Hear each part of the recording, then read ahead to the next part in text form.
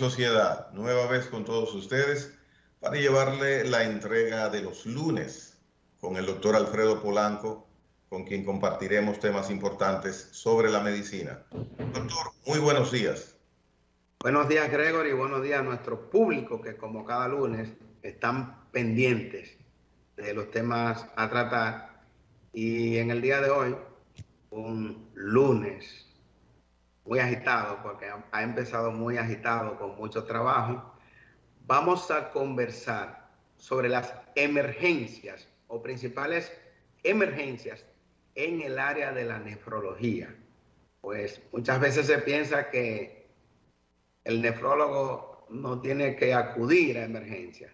Pero vamos a hablar sobre las principales enfermedades o condiciones clínicas que conlleven a que un nefrólogo tenga que acudir al área de emergencias. Muy bien, eso indica, doctor, que igual que en las otras patologías y las situaciones de accidentes de salud, vamos a decirlo así, que sufren las personas, cuando se habla de riñones, también hay imprevistos que deben saber atenderse, ¿correcto? Así mismo es. Y una de las principales es el denominado cólico nefrítico. El cólico nefrítico, ese cálculo, esa piedra, ese dolor intenso que le da al hombre más frecuentemente que a la mujer y que conlleva a que el paciente tenga que acudir inmediatamente a una sala de emergencia. O sea, representa aproximadamente el 1% de todas las emergencias que se presentan en hospitales de Estados Unidos, o sea, el denominado cólico nefrítico, que es descrito por el hombre como el dolor más intenso que ha presentado, porque cuando le preguntamos a una mujer que llega al área de emergencia sobre ese dolor, dice que solamente se compara con el dolor de parto. O sea, entonces imagínense ustedes, el hombre está acostumbrado a aguantar menos dolor que la mujer. Cuando a un hombre le da un cólico nefrítico, pues en la emergencia hace un desastre. Entonces, una de las principales emergencias que debe de ser atendida de forma inmediata por el emergenciólogo, pero debe de intervenir el nefrólogo o el urólogo. Y en muchas ocasiones ese paciente amerita ser ingresado. ¿Por qué? Porque se produce un dolor cólico nefrítico, cuando ese cálculo, esa piedra que estaba en el riñón, va descendiendo a través del uréter. Entonces, por eso hay muchos pacientes que dicen, pero me hicieron un estudio, me hicieron una sonografía y había dilatación del riñón, pero luego me hicieron una tomografía y estaba normal. Eso tiene su explicación. La sonografía se la pueden hacer en la misma emergencia, en la cabecera del paciente y todo. Generalmente la tomografía se le hace luego que ya el paciente está ingresado, etcétera. Y muchas veces esa tomografía sale limpia porque ya la piedra, el cálculo ha bajado, ha descendido, como ocurre en más del 90% de los casos. O sea que los cálculos renales, en más del 90% de los casos, se eliminan de forma espontánea. Entonces, esa es la situación. De forma espontánea y natural por la orina. De forma correcta. Sobre todo cuando esos cálculos miden alrededor de o por debajo de 5 milímetros. Ahora bien, ¿qué ocurre cuando un cálculo mide sobre todo más de 5 o más de 7 milímetros? Ese cálculo ya necesita o amerita, en la mayoría de los casos, una intervención urológica. Por eso en el día de ayer tuve el caso de un joven de 24 años con un cólico nefrítico, pues ocurrió precisamente esto. En la tomografía no había absolutamente nada. Sin embargo, él nos había mostrado una tomografía que se había realizado en el año 2019 que tenía dos cálculos, uno de 6 milímetros y otro de 5. Pues aparentemente esos cálculos en el día de antes de ayer y ayer, pues fueron eliminados. Pero el paciente hay que ingresarlo porque generalmente el dolor es bastante intenso. El paciente dice que que es con otro olor así se muere. Entonces, esa es una de las principales emergencias que competen al nefrólogo, pero que también compete al urólogo. Y tenemos que intervenir ahí. Entonces, cuando el cálculo, doctor, no llega al límite de esa medida que usted menciona, es expulsado, por supuesto, por la orina. Entonces, es posible que el hombre no se dé, o la mujer, no sé, no se dé uno cuenta de que ha sido expulsado. El dolor es tan intenso. No, perdón, cuando no llega al tamaño que usted menciona, cuando es pequeño. Sí, generalmente por muy pequeño que sea, el paciente siempre, por eso ustedes van a ver que ellos orinan en algún envase, porque ellos saben, los pacientes que han tenido cálculos generalmente es algo recurrente. Y el paciente, formador de cálculos, porque hay factores metabólicos, hay factores genéticos para la formación de cálculos. Ya el paciente sabe que va a expulsar un cálculo. Es difícil, claro, si son muy pequeños, pues podría no darse cuenta, pero es difícil que un paciente no note que está expulsando un cálculo, pues como le dijimos, es el dolor más intenso que puede presentar un hombre cuando está expulsando un cálculo. Y con respecto al tamaño, yo he visto cálculos de más de 1 centímetro. Los libros no lo describen, pero hace 2 años tuve un paciente, un ortopedista, que me llamó: Polanco, mira, bueno, le dimos algunas recomendaciones, eliminó el cálculo y nos envió la foto. Y tenía un cálculo de más de 1 centímetro. O sea, que Entonces, todo puede ocurrir. estamos hablando que es del tamaño mínimo, por lo menos, de un grano de maíz de buen tamaño. Sí, sí, así mismo. Sí. Yo le digo, pero profesor, porque es un ortopedista que es profesor, mídame, póngame el cálculo al lado de una cinta métrica para que mis estudiantes puedan ver el tamaño, puedan apreciarlo y tener algunos 1,2 centímetros. O sea que es bastante, y el paciente después lo eliminó de forma espontánea. O sea, por eso en medicina nunca se dice que 2 más 2 son 4. O sea, 2 más 2 puede ser 5, puede ser 7, etc. Es así.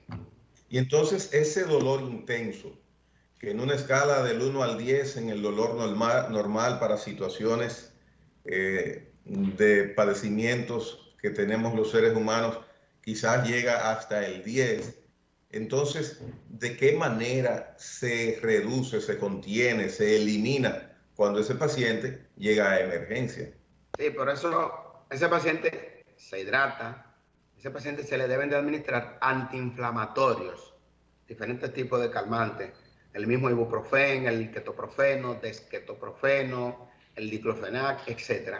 Claro está que hay que tomar en cuenta que los calmantes, los analgésicos, todos son nefrotóxicos. Es decir, usted no puede, como algunos pacientes, que usted le da un analgésico para que se lo tome cada 8 horas y el paciente quiere administrárselo cada 4 horas. Entonces, ¿qué ocurre? Va a haber un daño importante por el efecto del analgésico, un daño en el riñón que es peor que la enfermedad. De hecho, tengo pacientes con insuficiencia renal crónica, y lo he dicho en algunos programas, que ha sido el detonante los calmantes. Yo tuve una vez una paciente de 49 años que luego de que le hicieron una nefrectomía, o sea, le extirparon el riñón porque se le había dañado completamente por cálculos renales, esa paciente continuó tomando calmantes durante 3 meses. A los 3 meses la paciente tenía 7 u 8 de creatinina y tenía una insuficiencia renal ya crónica por el uso de analgésicos. Diálisis. La paciente se deprimió, que un mes después de iniciar la terapia de diálisis, la paciente falleció, pero básicamente porque se entregó, se deprimió, etc. Entonces, por eso es importantísimo, y aprovechamos la ocasión para que cuando un médico le prescriba un medicamento a un paciente, es por un tiempo. Usted ve que el médico pone por 7 días, por 10 días, por 5 días. Le pone cada 12 horas o cada 8 horas. ¿Por qué? Porque usted no puede tomarse un calmante cada 4 horas. Pero Eso, esa paciente que usted describe, esos 3 meses que ella se mantuvo utilizando calmantes, ¿fue por decisión propia, porque ella pensaba no, sabía que necesitaba calmar su dolor, o en la prescripción que hizo el médico, le indicó que durante 3 meses lo utilizara. No, la paciente continuó. Recuérdense que cuando hay una intervención quirúrgica, sobre todo a nivel del abdomen, hay molestias abdominales que persisten por tiempo. Y una extirpación de un riñón, en este caso, es una cirugía mayor. Y la paciente parece que pensaba que no podía aguantar un dolorcito. Y en vez de ella acudir a consultas sucesivas con su urólogo, con su nefrólogo, pues ella lo que hacía era que usaba los calmantes. Por eso Se automedicaba. se automedicaba. Por eso debería de haber una regulación con el expendio de medicamentos, sobre todo calmantes, sobre todo antibióticos, que son bastante, hay algunos que son bastante tóxicos dependiendo el tiempo y la frecuencia con que se administren. Entonces Mire, ocurrió que tiene usted ha tocado insuficiencia un tema, doctor, que me lleva a hacer un paréntesis en el tema que usted está tratando hoy. En Estados Unidos, que uno lo toma tanto de referencia, pienso que el único antibiótico que uno puede conseguir sin prescripción médica en una farmacia es alguna cremita ectópica. Sin embargo, aquí tenemos acceso a medicamentos para enfermedades de alto rango y muchas veces solamente llamamos a la farmacia, necesito tal cosa, y el delivery en media hora está ahí donde uno. El delivery llega, de verdad, siempre llega. Eso afecta mucho al paciente. Por ejemplo, yo tengo una paciente también que duró un año. Ella lo dice, hoy a ella le toca diálisis. Apenas tiene 30 años de edad, 3 años en diálisis, 4 años, y fue por el uso indiscriminado de calmantes. Ella duró aproximadamente un año usando calmantes o analgésicos para una cefalea migrañosa, para dolor de cabeza. Recuérdense, la migraña es una dolencia que nosotros hemos hablado en algunos programas, que es de evolución crónica. Un paciente puede comenzar unos dolores de cabeza desde los 13 o 14 años y todavía tiene 30 o 40 años y tiene episodios de migraña 1 o 2 veces a la semana. Entonces, esa joven comenzó a tomar analgésicos durante un año y ella dice claramente, cuando no me lo tomaba, me lo inyectaba y cuando no, me lo untaba en la frente, doctor. Ella lo dice claramente. Entonces, de repente, apareció con la presión alta cuando tenía 26 años. Cuando evaluamos, la paciente tenía una insuficiencia renal, ya los riñones no servían y está hoy en diálisis. Igual que otro paciente también por artritis reumatoidea. Oigan bien, muy interesante. Ustedes saben que después de los 40, 50 años vienen los achaques, vienen los dolores. Generalmente cuando tú haces un operativo médico, la mayoría de los pacientes lo que dicen es los medicamentos para el dolor, eso es lo que piden, y los antibióticos. Y doctor, hágame una receta. No, señor, vamos a ver qué le duele y por qué le duele. Porque no es tratar el padecimiento, hay que tratar la causa. Porque si ese paciente tiene un problema de artrosis, de un hombro o una bursitis, tiene que ir al ortopedista para manejarse esa condición y así no está tomando calmantes por años. Entonces, por eso, como usted dice, en Estados Unidos regulan bien, muy bien, lo que es la administración de medicamentos. Por eso, ustedes van a ver, y yo sé que todos tenemos familiares en Estados Unidos y en cualquier otro país, y usted ve que a veces te dicen, mira, mándame los antibióticos, porque a mí me dicen, doctor, hágame una receta que fulana va para Nueva York la semana próxima, mándenme, mire, yo quiero antibióticos, yo quiero calmante, yo quiero esto, yo quiero lo otro. Entonces quieren que uno le haga una receta para simplemente tenerlo, porque en Estados Unidos no es fácil usted adquirir un medicamento así de venta libre como ocurre en República Dominicana. Esas son situaciones que nos están matando. Inclusive, no, yo sufro de la presión porque un día me tomaron la presión y la tenía alta y yo uso de los medicamentos de la presión que usa mi mamá o mi esposa. No son los mismos, señores. Hay muchos tipos de medicamentos que son diferentes para cada paciente. Entonces, por eso es que nosotros siempre recomendamos que usted debe de acudir al médico. Usted tiene su seguro, sea SENASA subsidiado, SENASA contributivo, PALIC, humano, etc. O sea, ahora mismo la gran mayoría de la población dominicana tiene su seguro, pero usted va a ver que qué porcentaje de pacientes, de personas, utilizan el seguro. No lo utilizan. Señor, utilice su seguro de una manera preventiva. Porque ¿qué es lo que dicen? No, yo no lo uso porque yo no me enfermo. Ah, pero quiere estar tomando medicamentos sin receta. Esas son situaciones. Buenos días, buenos días.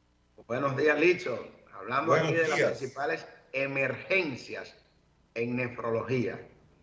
Emergencia. Ahora mismo me llegó una noticia de que hay un amigo que necesita una emergencia nefrológica, periodista, porque de repente dice que cuando ha descubierto tiene solo el 10% de un riñón que funciona.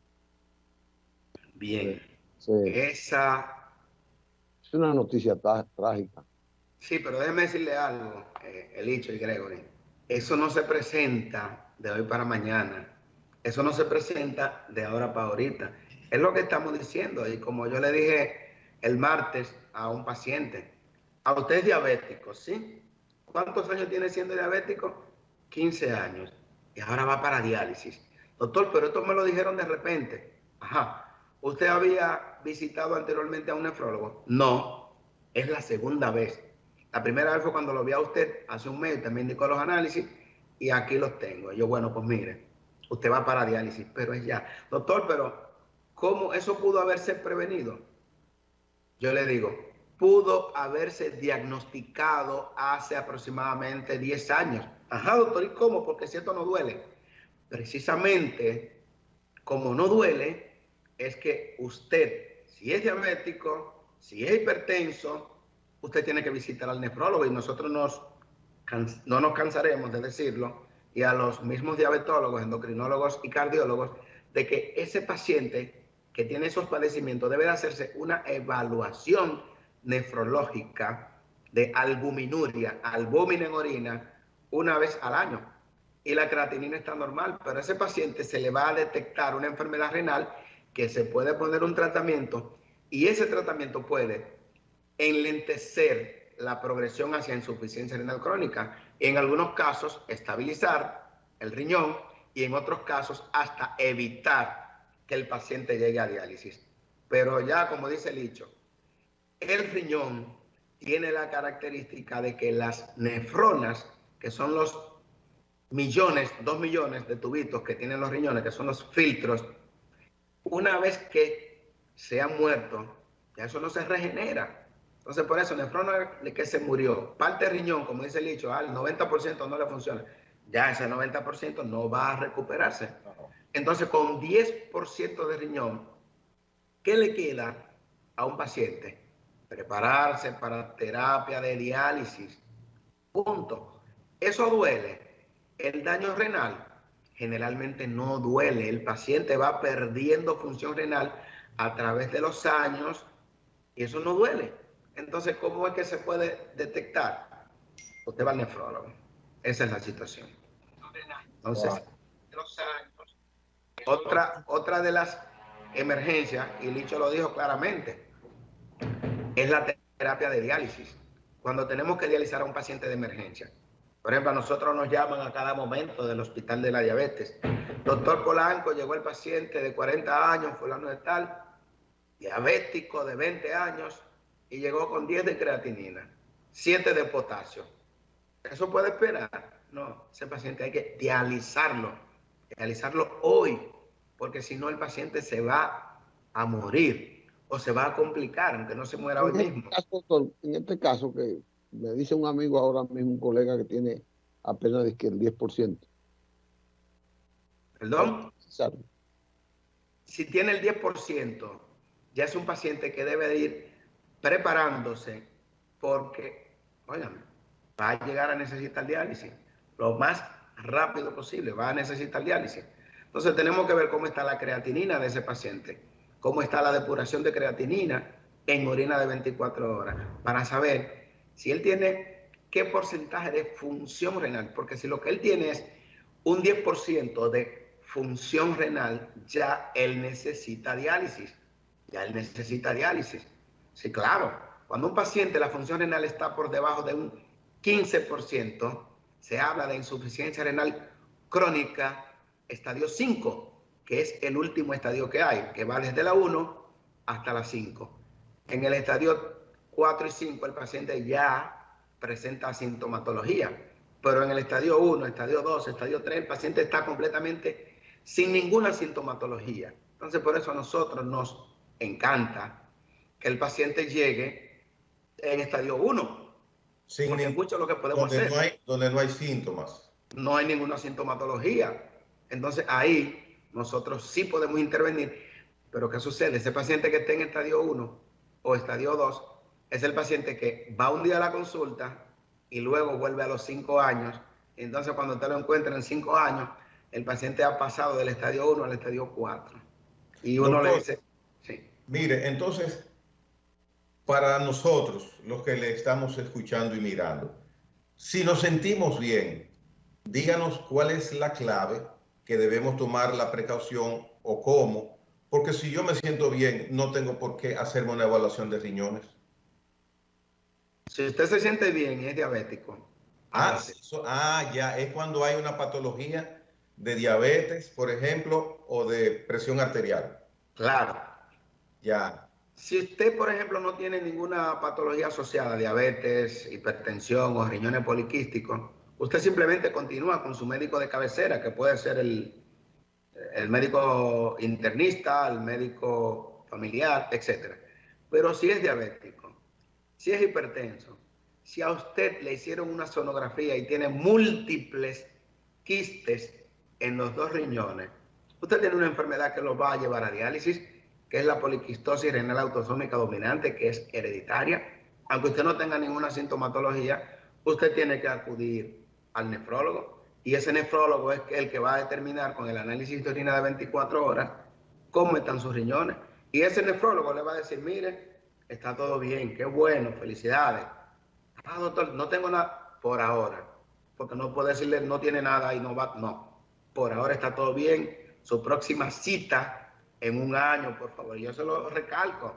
Usted no tiene que ir cada 6 meses si usted tiene su función renal completamente bien, pero 1 año es tiempo suficiente para que usted vuelva. Yo le digo a los pacientes siempre, a los que dicen que no sufren de nada y que no, háganse sus análisis en la fecha de su cumpleaños, o, porque hay mucha gente que dice, no, yo quiero saber cómo estoy para diciembre. Háganse sus análisis en diciembre para ver cómo está, porque hay gente que dice, no, para saber si puedo beber. En la fecha de su cumpleaños, hágase sus análisis y vaya, preséntelselo a su médico. Señores, que usted paga un seguro, o usted tiene un seguro médico que usted no le está dando uso. ¿Y cómo saber cuáles análisis? Porque eso pasa. Pero, ok, me siento bien. ¿Qué análisis me hago? ¿Dónde voy? ¿Qué hago? Su médico de cabecera, que puede ser el médico internista o el mismo nefrólogo o el médico familiar, le va a prescribir los análisis que le llamamos normalmente de rutina. ¿Cuáles son? Un hemograma, un examen de orina, una glicemia, una creatinina, le va a hacer lo que es el colesterol y los triglicéridos. Y de ahí, dependiendo de cómo salgan eso y dependiendo de la edad del paciente, porque imagínese, usted tiene 45 años, hay que hacer el PSA obligatoriamente. Entonces, de ahí dependerá cuando ese paciente le lleve los análisis al médico, está todo bien, venga al año siguiente, o si, salió el PSA alto, mire, salió alto el PSA, debe de ir al urólogo, pero urgente, porque usted tiene 45 años y mire, le salió un 4 el PSA. Doctor, pero eso es normal. No, un paciente de 45 años no puede tener el PSA en 4. Entonces ya se va al urólogo. Y si hay que hacerle otras pruebas complementarias, atendiendo a lo que salió en la primera prueba, se le hace. Si no, venga el año siguiente. Pero no podemos tener ese concepto de que como no me siento nada, no voy a ir al médico. Porque cuando a usted le toque ya ir al médico, va a ser con una complicación. Bueno, no sé cómo ustedes comenzaron, porque yo comencé tarde, pero... No, pero siempre es temprano cuando hay inquietudes. Sí, estamos hablando de un tema interesante, nefrología y emergencia. Claro. Por ejemplo, déjame mencionarle algo entonces, doctor, en lo que el Licho prepara una andanada de interrogantes. Mire, usted mencionó, cuando el Licho todavía no estaba integrado, que hay pacientes que llegan a emergencia con un cólico nefrítico, que es el dolor por un cálculo renal que va bajando, que sale del riñón y pasa a la uretra. Entonces ustedes ahí le dan su medicina, le inyectan y le quitan el dolor para que luego sea expulsado. Pero he escuchado a través del tiempo que hay diferentes métodos de eliminar los cálculos en los riñones. ¿Cuáles pueden ser esos métodos? bien, el 90%, ya lo dijimos, se eliminan de forma espontánea. Simplemente usted tome por encima de 2 a 3 litros de agua cada 24 horas y obligatoriamente por presión la orina va a hacer que se elimine. Y ese cálculo, lógicamente, mientras más agua usted toma, se va a ir desgastándose. Cuando los cálculos miden por encima de 7 milímetros, ya hace un cálculo que debe ser intervenido por el urólogo. Puede ser por una endoscopía, que se le introduce un endoscopio por la uretra al paciente, y se puede eliminar mediante ondas de choque también, que es lo que se llama la litotricia, sobre todo esos cálculos que miden 1 centímetro, 1.5 centímetros, etc. Pero, doctor, ¿qué método es ese? Como que dio grima un poquito. la litotricia. Ajá. Por ondas de choque o rayos láser, como le dice la gente. Pero por una sonda. Se le coloca por la uretra, por ahí, por ese orificio donde sale la pipí. Por ahí es que se llega. Entonces, por ondas de choque se destruye el cálculo, se pulveriza y se elimina sin ningún tipo de problema.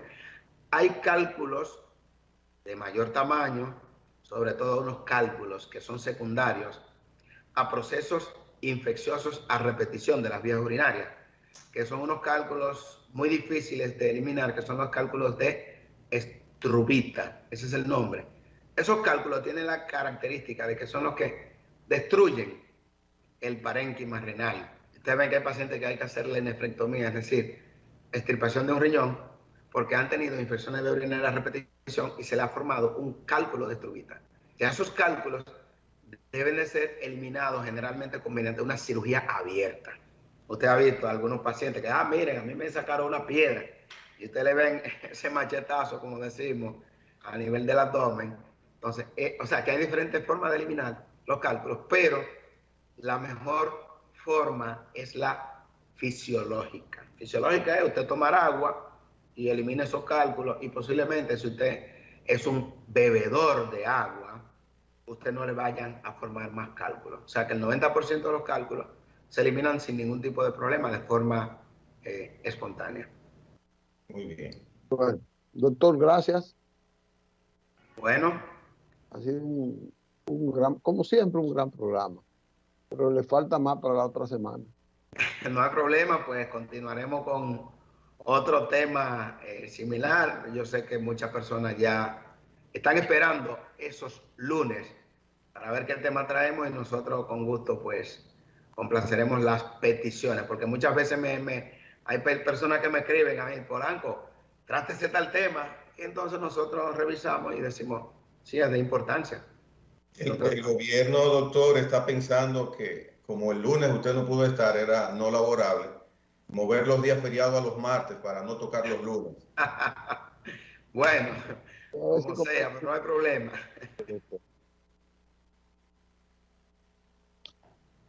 Bueno, nos veremos el lunes, si Dios quiere, con el doctor Blanco, y nosotros seguimos con otra cobertura del programa. Gracias, doctor. Déjame imitarlos.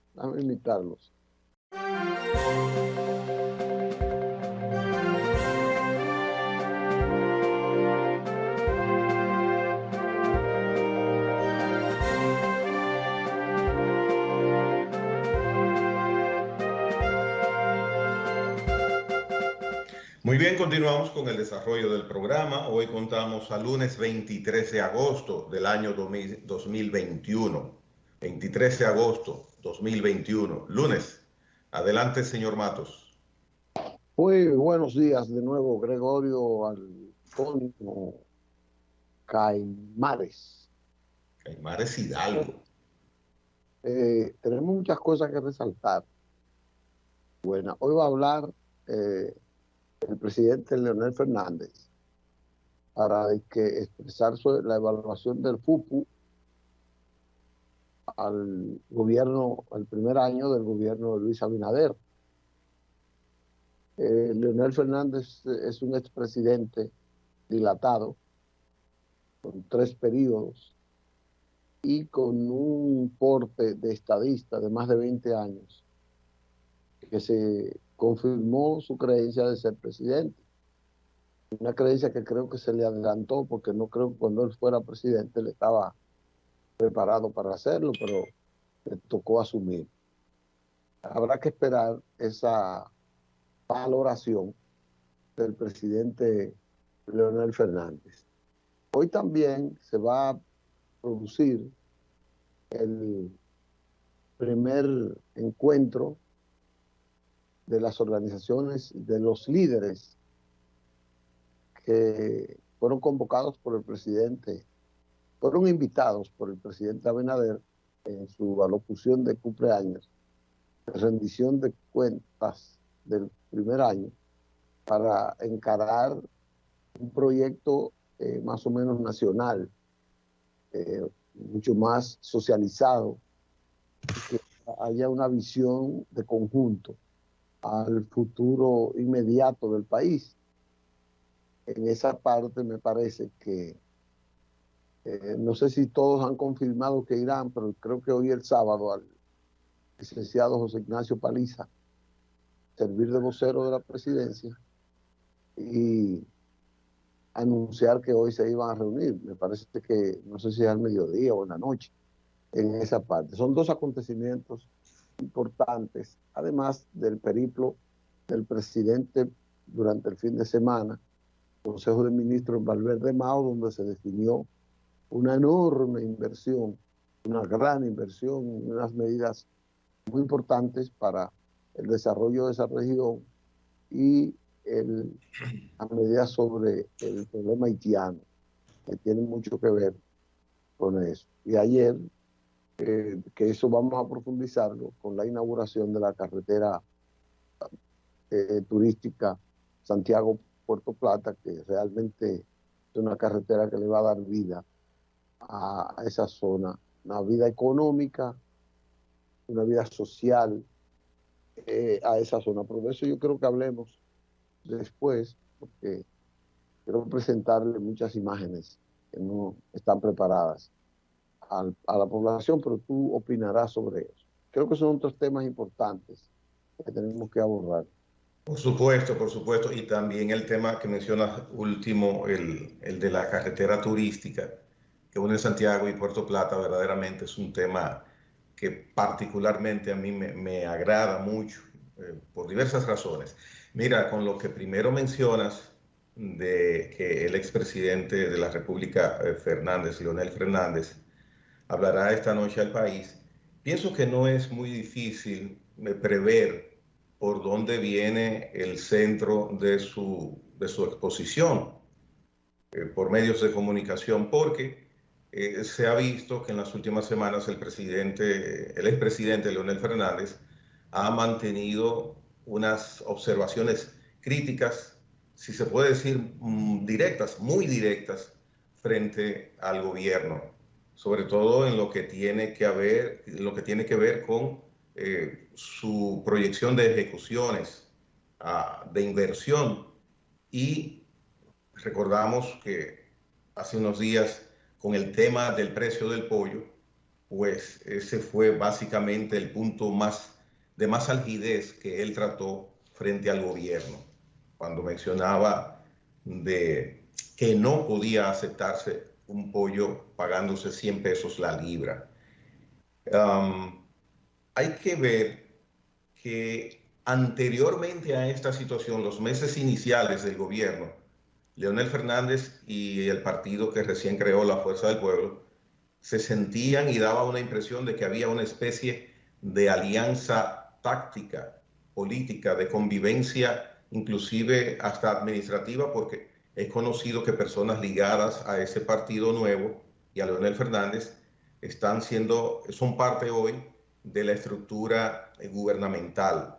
Entonces hay o había la impresión de que verdaderamente se tenía mucha condescendencia por parte del gobierno hacia todo lo que tenía que ver con Leonel Fernández y la fuerza del pueblo. Ha creado verdaderamente una expectativa importante.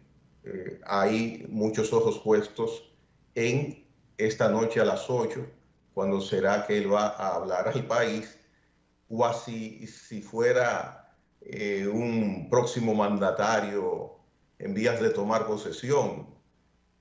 No decir que como si fuera un mandatario, por supuesto, nunca en la vida, pero la tendencia que hay hoy día es esperar qué va a decir Leonel Fernández, y los articuladores de análisis pues han tenido bastante insumo durante el fin de semana hablando de ese tema.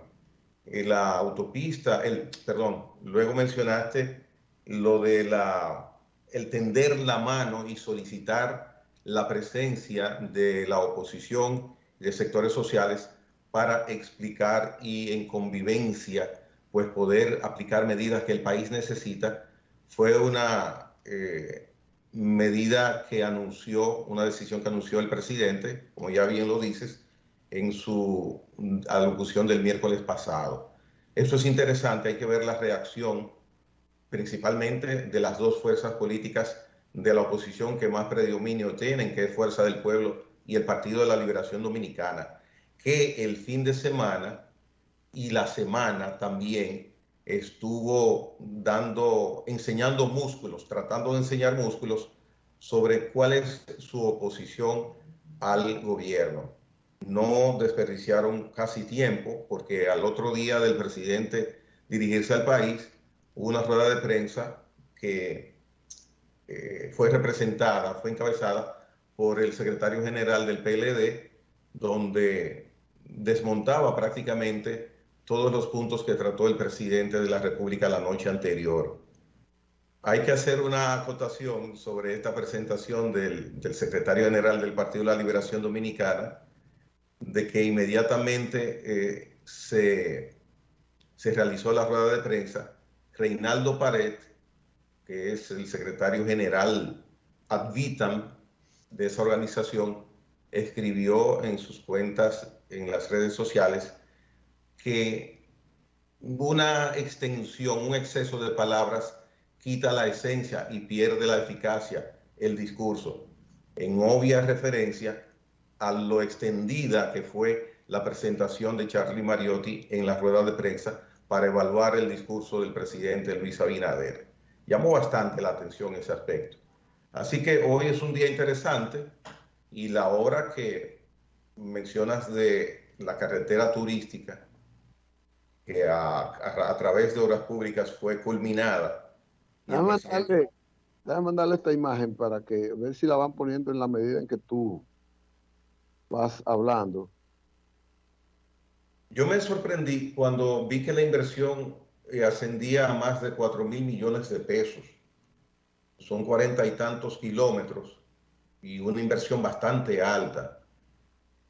Y ese tramo desde Santiago a Puerto Plata, por esa zona, verdaderamente es un alivio a la vista, un refresco al espíritu, tomar ese trayecto. Yo lo he transitado muchas veces, soy Gaspar Hernández, y en la mitad de ese trayecto hay un lugarcito que se llama Tubagua, donde vive una de mis tías, mi tía Cambucha, y por eso básicamente yo conozco muy bien esa zona. Y es verdaderamente una carretera paradisíaca, y qué bueno que los vehículos de alta densidad les está prohibido recorrerla. Qué bueno, porque así se preserva mucho más esa carretera que une esas dos importantes ciudades del Cibao. Así que bienvenida a esta obra, la carretera turística, que sí verdaderamente estuvo durante mucho tiempo paralizada. Yo recuerdo que inclusive había derrumbes y era una odisea cruzar en algunos puntos de ella, porque hasta semanas se mantenía el tránsito prácticamente haciéndose muy dificultoso cruzar por ahí. Qué bueno que fue inaugurado. Bueno, y de verdad que fue los testimonios son extraordinarios, son muy buenos de la gente y eso nos va a ayudar bastante a seguir esa ruta. Era la primera, decía el presidente, y después vendrán otras más. Así que creo que sí, vamos a ver qué va a pasar. Mira, ayer ocurrió un hecho donde se destacó en la prensa que el asistente militar del ex procurador Jean Alain Rodríguez fue asesinado a tiros en la madrugada de ayer domingo. Efectivamente, ese militar, un mayor, pues estuvo muchos años sirviendo de asistente, de colaborador en la seguridad del ex procurador general de la República, e inmediatamente el PLD ayer emitió una nota de prensa donde solicitaba al gobierno y a las autoridades de seguridad del Estado que se hiciesen las investigaciones respecto a este asesinato lo más rápido posible.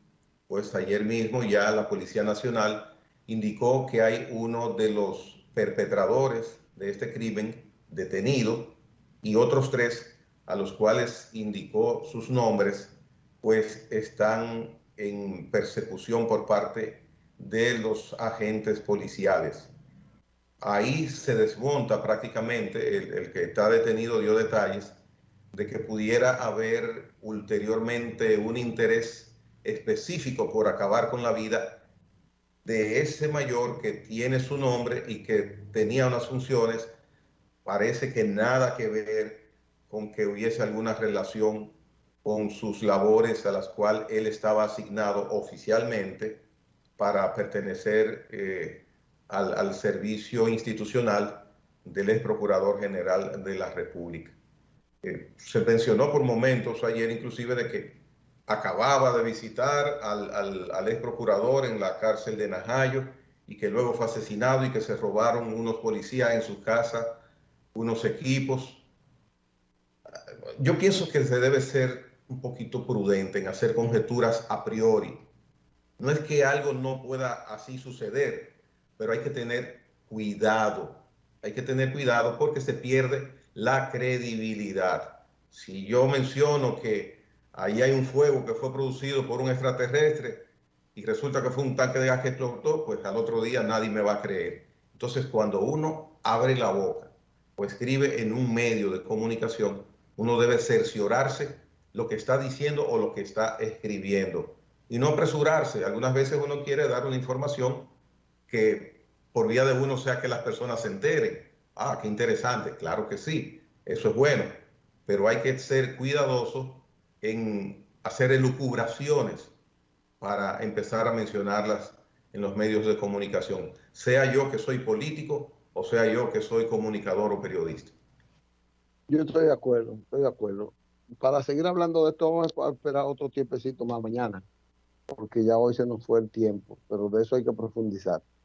Así que gracias por la atención, gracias por la compañía, gracias por todo. Nos veremos mañana.